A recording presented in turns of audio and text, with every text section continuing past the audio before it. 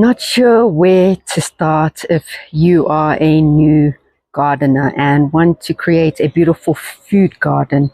Well, in today's video, I'm going to actually take you along my journey of how I started with one raised bed and now have about 17 raised beds in a very small garden area.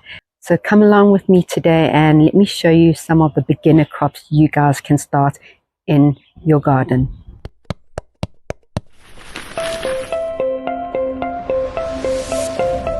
In today's video, I want to talk about what you can grow in a small garden. Convert your garden into a small food forest where you can actually grow your own food. And I have veggies in my garden, I've got herbs in my garden, and I have beautiful fruit trees in my garden. And the space that I grow in is not very big. It is actually against the wall. And I just got from there going all the way to the gym. That is the only stretch that I've got to actually put my herb boxes. Then on the other side I do have the other wall where I've got a raised ledge where I actually put all my berries alongside, and it serves its purpose. They're not 100% happy where they are, but there's no other space I can put my berries, so I've had to opt for the back wall on the other side. And then also my fruit trees, I have nowhere to put it in the ground, so I've gone and put all my fruit trees in pots. The only fruit trees we do have in the ground is 2 fig trees that we planted the first year we actually moved into this property, which was 5 years ago. And we've got a lemon tree in the ground and two pomegranate trees, and that's the only trees that we've got at the back that is grown in the ground. Everything else is in pots. And so we're going to take a look around the homestead. I'm going to show you what you could possibly grow in your gardens and how to grow them, and then look at some of the fruit trees that I've got in pots, because if you've got a small property, that's exactly what you can do. You can do exactly the same thing. And also, if you guys have got no garden, you've just got like maybe a patio or a balcony, I made a YouTube video about converting a small balcony into a little homestead. Go watch that video, because even if you've got a pot or two with a lemon tree or an orange tree or even an apple tree, a dwarf variety will definitely work in that space. So I'm just going to start off on this side. Obviously I have a back wall that I can utilize, and what I've done is that I've just gone and put a steel bracket frame around this wall, which is a little bit away from the wall, so it's not really against the wall. And we've just run some steel wire across. You can see it's not thin, but it's not too thick. And I've gone and actually just put a grapevine in my raised beds, and it's working up very nicely. And I've got it trailing along there. So this year I'm definitely trying to control the growth of the grapevine. I am letting it grow along the wires. So this morning I went and trellised everything nicely, and then every second day or a week later I go and just make sure that there's nothing growing on the wires there. I still need to take all of these off, but right now it's controlling the growth here. So where do you start? Well, you could start with raised boxes, and that is how I've started. I've got a video telling you what materials you could possibly use in your garden. My one video on is using raised beds appropriate. Go and check out that video, because I just tell you about the different raised beds you could possibly use, it being wooden boxes, it being boarding from bricks and making your own raised bed. It could be your steel boxes, your metal raised beds basically. And there's just so many different varieties you could use. You could also use your land, your soil, you can do the no dig method. But unfortunately, where we are situated, there is a lot of clay soil, which is not appropriate. So in the first year of me homesteading, I actually learned that very fast. So I got myself my very first raised bed, and I think I started with 3 raised beds. Now I've got about 17 raised beds in my little homestead, and that's because I've tried to use things like arches and vertical growing, and it seems to be working right now, especially with my fruit trees being in pots. But raised beds is a really good option. I've gone with wooden raised beds because it is cheaper, but the con of having raised beds that are out of wood is that it will rot eventually. So I'm finding in my 5th year of having them, I've lived here for 5 years, and I've had them going on to 4 years. So they are just starting to rot, and I'm having to see that I have to replace some of them. And that's the only con of having the wooden raised beds, but I would suggest starting there. So what can you do in raised beds? Well, I also speak about how you can fill it up, and it doesn't have to be expensive. My very first raised bed, I used a single one, and I just went and bought compost, and that cost so much money. I've learned to do it the lasagna method, and then in winter I just throw all my branches, leaves and compost basically in that raised bed, and the compost that I do throw in there will get all the nutrients from my food scraps and everything else that I've gone and thrown in there. And during winter I'll slowly build that up, so by spring and summer I've actually got a full raised bed of compost. We also do our own composting here, so it really helps filling up your beds. But go and put things like toilet rolls and food waste and branches and leaves and grass clippings in your raised beds to fill it up. Then put some soil in it. But you can grow things like rosemaries and oregano and thyme, spring onion. These are beautiful herb that we've got here, and we even got some lavender. And so these 3 raised beds are my herb boxes, where I've just also gone and thrown a whole bunch of basil seeds in here, so they should be popping up soon. And by summertime this bed will be filled with herbs. So that is one of the options you can do, is herbs. Another option is just doing a smaller raised bed where you have a whole bunch of flowers in, and that will just help attract some pollinators to come into your garden. And we've got things like leek growing, and in between we've got a random tomato, and we've also got some spring onion here. So when this crop is out, I'll be able to pull all of that out and grow some other stuff in here. So I just wanted to show you guys that you could also use things like trellis, and what we've got here is things that actually grow on these trellis, and that will just help with space as well. So we've got the wicked lima bean, it is a climbing bean, and we've also got the aquadalk broad bean, which is also a climbing bean. So eventually they'll just start growing here. On this side I've got the zebra molly, and I absolutely love this bean. I just need to teach it to trellis up here, and there's another nice one here. So I see 2 have taken there. Then I've got the Bolonti bush bean, so I've got 2 bush beans right there. So you can utilize things like trellis, it really does help. And then I've got the watermelons all along here, so that when they are big enough they can just droop, and I'll just let them go along the ground here. But another option of growing stuff, if you don't have raised beds or anything, is in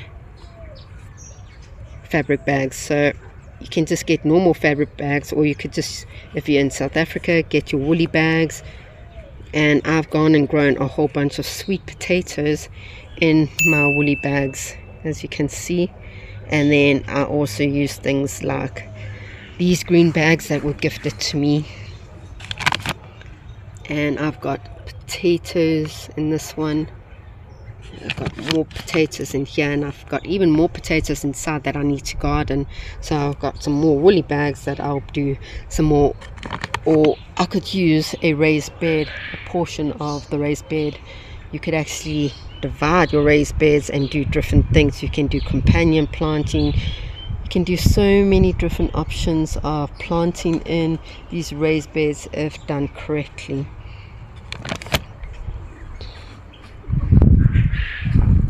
And then we've also got things like hanging baskets that you can utilize, and these methods are actually very nice to do because they're off the ground, they're out the way, and if you don't have a structure like I do, you could just try and hang them off your wall there. Another thing you could consider is just putting your stuff in small little pots and maybe put them against your fence or your wall or somewhere around your garden, and you're able to actually grow things in little pots. So I've actually got a whole bunch of pepper plants and chili plants that I'm decided this year is not going into my raised beds. The reason for that is last year I put them all in my raised beds and it literally took up all my raised beds. I couldn't do any other crops in there, so I've decided to keep them in pots and try and see if I can find. So over here you can see I've got two my pepper dews that I went and I overwintered my pepper dews, and I overwinter all my pepper plants, and they are doing very well. They're starting to wake up, and so in summer they'll be full of leaves because they've woken up, and they'll start producing my peppers in summer, which is really exciting because you all know that I like doing my pickling and I do my picanto pepper juice, and it's probably one of my most favorite canned stuff that I do. Well, it's not really canned, it's more pickled, and I actually make the sauce, and I think we made about 6 or 7 jars last year, and there's one in the fridge and one on the shelf left, so we have gone through them very, very well. So having your own little food forest in a small space is possible, because once you've done all your harvesting, all you have to do is learn how to prep and storing them, so you don't need to use all of them. You could just harvest them and store it away. So for example, if you got too many tomatoes, which is a fantastic crop to actually start with if you're only starting gardening out, is you harvest all your tomatoes and you could make things like tomato jam, and you can make dried sun tomatoes, which is probably my favorite. You can also dry tomatoes out and then grind it, and you have a powder, and that I love actually putting into things like spaghetti bolognese and that. So there's just so much options out there that you could actually do. You just need to find your style, you need to find the way you like to garden, and I've gone and done things other people's way, which was something that I learned did not benefit me, because I was growing things that other people were suggesting, and obviously being new back then, I went and listened to everybody's advice, and by the time I went to go and harvest all my stuff, I realized I don't eat half of it. So grow things that you guys want to grow. So let's see what we could grow in the garden. Okay, so if you're a new time gardener and you don't know what to grow, it could be overwhelming. Trust me, I started and started growing things I didn't really want to. Everybody likes lettuce, and they're pretty easy to grow also. And lettuce can be used for a lot of things, salad and feeding your animals if you do have animals, and putting it on samis. So you can see over here, this is where my Tamarella 8K tomato plant is. And I've just put some flowers in here, and I've even put some lettuce at the bottom just to fill it up. And I see some random, I think this is spinach which I didn't plant here, so somehow we've got spinach growing here, which is awesome. But you can see there's some lettuce, there's butter lettuce, there's some curly lettuce, and lettuce is really nice, especially in between places. Everybody starts with tomatoes, and if you do like tomatoes, this is a good place to start.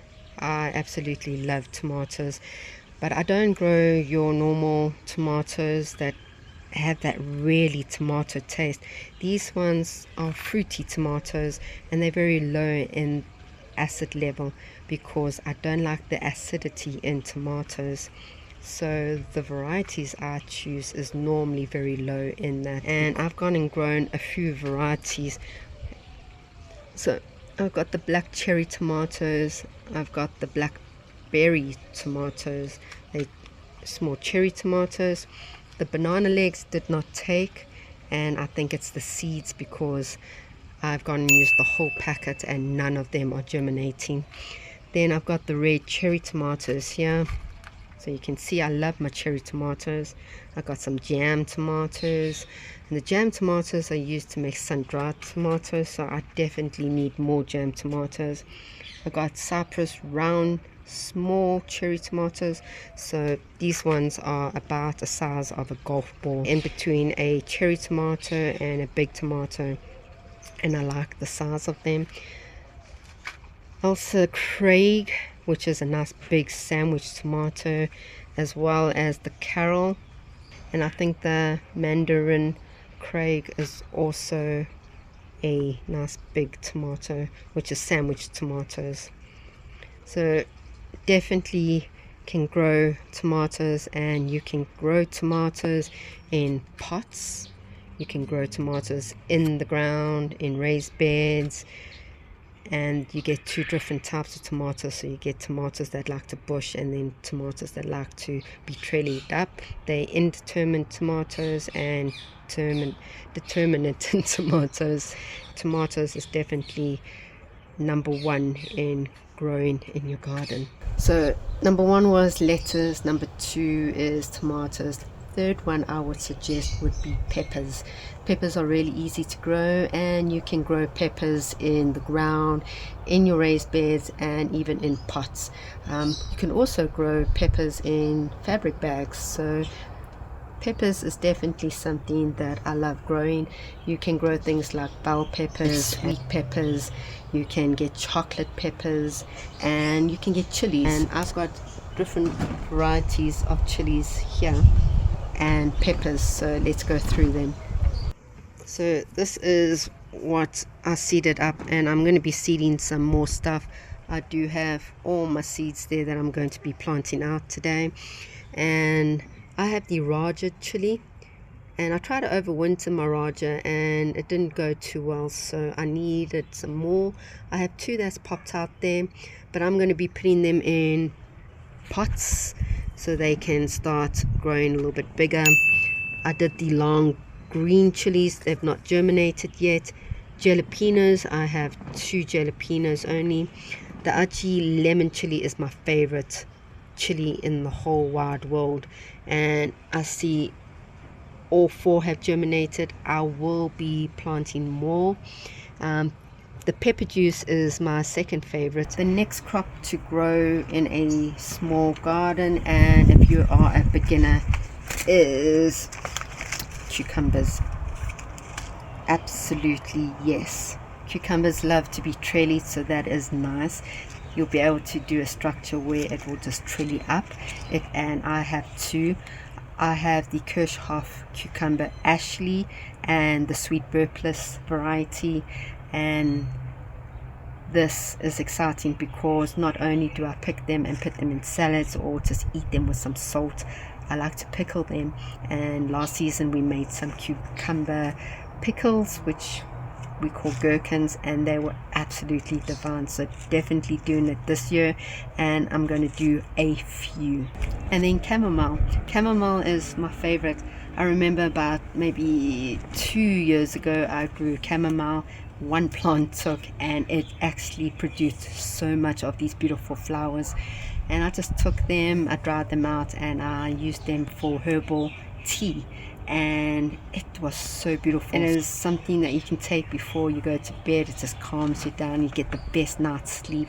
But not just that, it just makes your garden look absolutely beautiful because they're beautiful white little flowers and they attract so much bees. So that's a great pollinator flower to actually put around your garden. So that is my top suggestions if you are just starting out your garden journey. Just keep it simple, and trust me, next season you will be doing more. So comment below and tell me what you are going to be growing if you are just getting started with your garden journey. And don't forget, we're here to learn together as we grow together. Don't forget to hit that like button, it really means the world to me. Subscribe, and we will see you guys in the next video.